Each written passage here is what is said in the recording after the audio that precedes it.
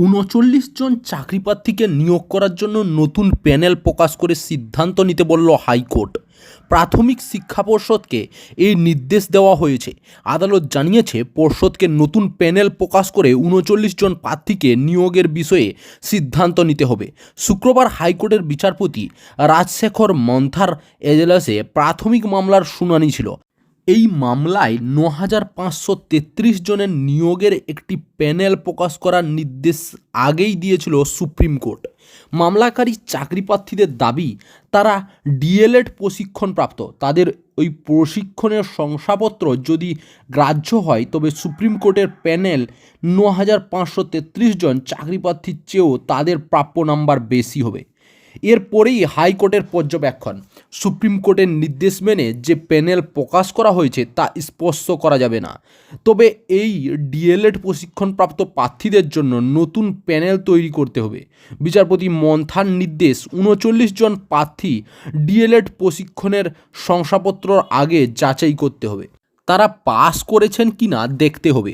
যদি দেখা যায় সুপ্রিম কোর্টের নির্দেশে তৈরি প্যানেলের অন্তর্ভুক্ত প্রার্থীদের থেকে মামলাকারীরা বেশি নম্বর পেয়েছেন, তাহলে এদের জন্য আলাদা প্যানেল করতে হবে। সেই মতো নিয়োগ করবে পর্ষদ। আদালতে মামলাকারীদের হয়ে সওয়াল করেন আইনজীবী ফিরদৌস শামীম। এর আগে অন্য ১২ জন চাকরিপ্রার্থীকে একইভাবে চাকরি দেওয়ার নির্দেশ দিয়েছিল উচ্চ আদালত। ২০২২ সালে প্রাথমিক নিয়োগ প্রক্রিয়ায় অংশ নিয়েছিলেন যারা, তাদের মধ্যে ১২ জন চাকরিপ্রার্থী ডিএলএড বিএড দুরকম প্রশিক্ষণ নিয়েছিলেন। তাদের আইনজীবী ফিরদৌসি শামীম জানিয়েছেন, বিএড প্রশিক্ষণের কথা উল্লেখ করেই প্রাথমিক নিয়োগের জন্য আবেদন করেছিলেন তারা।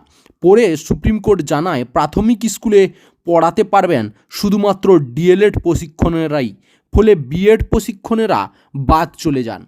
কলকাতা হাইকোর্টের ডিভিশন বেঞ্চ ২০২২ সালের প্রাথমিক নিয়োগ প্রক্রিয়ার উপর স্থগিতাদেশ দিয়েছিল। সেই স্থগিতাদেশ তুলে নেয় সুপ্রিম কোর্ট। প্রায় ১২,০০০ প্রার্থীর মেধা তালিকা প্রকাশের নির্দেশ দেয়।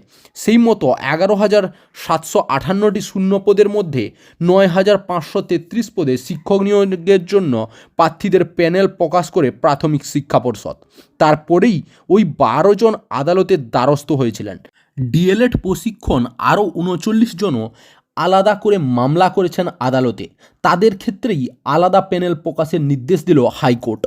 চাকরির খবর থেকে শুরু করে, নিয়োগের খবর থেকে শুরু করে, ঝড় ঝঞ্ঝা, দেশ বিদেশ, রাজ্য, জেলা এবং আপনার শহরের খবর একটা চ্যানেল আমাদের newsbangla.com সবার আগে আপনারা পেয়ে যাবেন। তাই চ্যানেলটাকে অতি অবশ্যই সাবস্ক্রাইব করে পাশ থেকে বেল আইকনটা ক্লিক করে অল নোটিফিকেশান অন করে রাখুন।